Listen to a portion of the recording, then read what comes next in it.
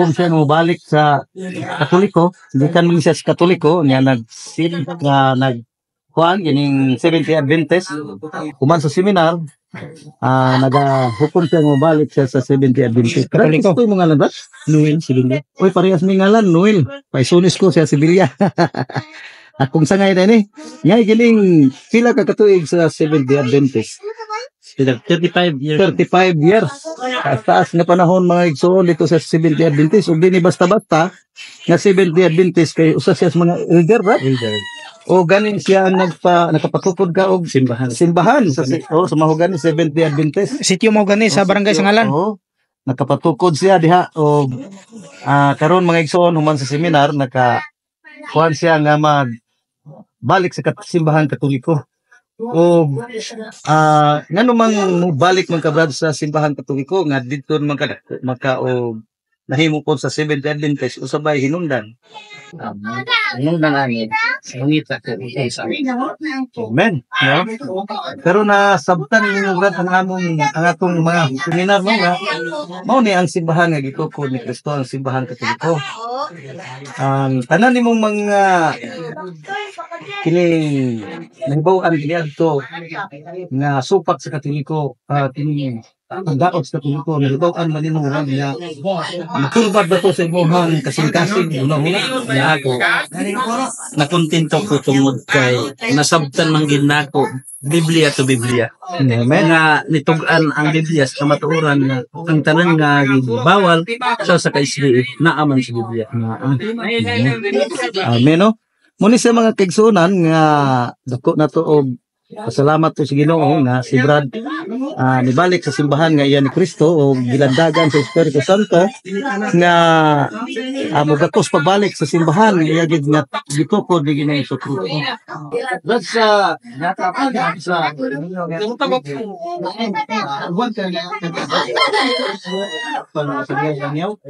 ako'y magdala sa akong mga membro sa matagdalay. Pang saka-saka no.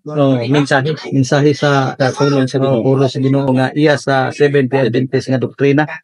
O muna siya mga igsoon dako kay ni siyang kuan nato mga igsoonan tungod kay usa ni siya siya gyud mo mag-ulo sa mga pagsangyaw sa simbahan nga iyang napasakupan nga maong 70 Adventist.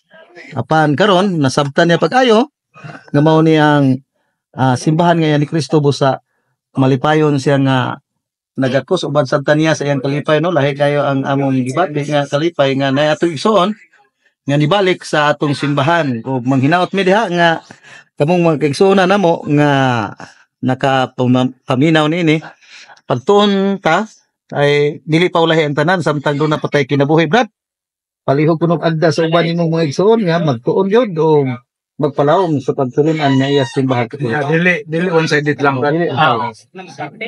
Sige ko bahin sa ako sa atong mga membro kay wala ako mga igsoon nga kung unsa ang akong nahibaw-an bahin sa aming siniran sud sa upat ka Domingo nga sa inyong gisaysay nga sa tanan giingon sa SDA nga wala na mo madunggi nga ang tanan nga gidili naaman sa inyo nga gipahayag nga tinuod man nga iyang gitugot sa Dios. Amen.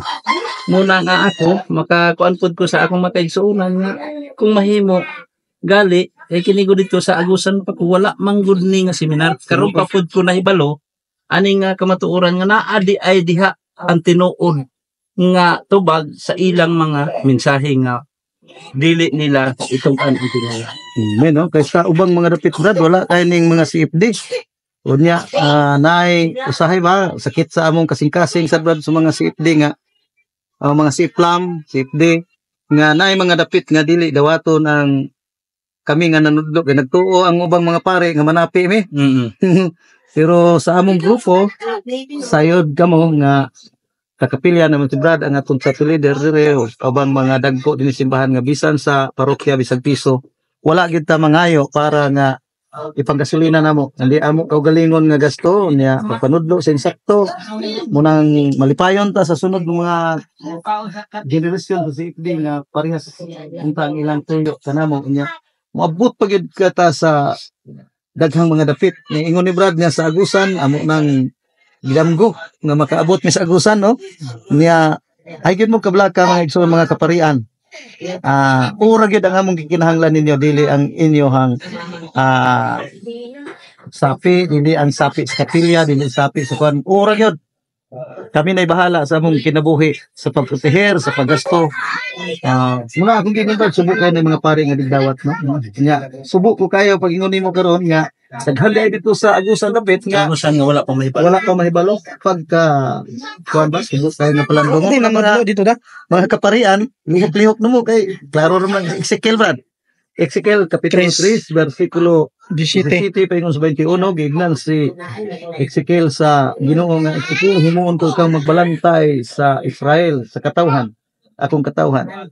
Kung ang usa ka tawo makasala, niya nakasala siya tungod sa sala, siya mamatay, niya di nimo subadlongon siyang pagkasala, ikaw ang paninglan ko siyang dugo. Niya ang magbalantay ro Brad, ang mga pare ro ba? Dili ra ba kami si Idli? Tinuod mo magbalantay ang mga kaparian. Wa man ta magkuan sa mga pare, nagkontrak hindi naghangyo lang ta. Natagaan unta nila og pabor. Total wa man mangayo ta. Wa pud mangayo ng uban tingali dihang sikli. Sa higayon, daingon ni Brad daghan nga dapit nga wala maabot sa safety nga turuntuan na sa laing purin. Oo, manginao ta Brad. O Brad, salamat kayo sa imong Okay, salamat po. ano, pagbalik. Welcome Brad sa Sige ngalan ni mo, bro. Noel. Noel. Sibilya. Sibilya. Sibilya. Oh, Sibilya. Oh, sa ngayon lagi Kasi yung na yung tana ba nga, mangutana nga. Kung panalit makadto mo sa makalusot sa Esperanza. Oo. Nanit matakahibalo makalusot mo. Nami kay basta Noel sa kung sa nana ang among barangay nasa langag. Diri kaagi sa Mati. Kung Tatbag sa kuan at magakuan ta dito Brad, ubanon gyud ka na mo Brad, di pwedeng wa kagayo kasi natin dito. kay ako man pud Ya tulo tag adlaw Brad.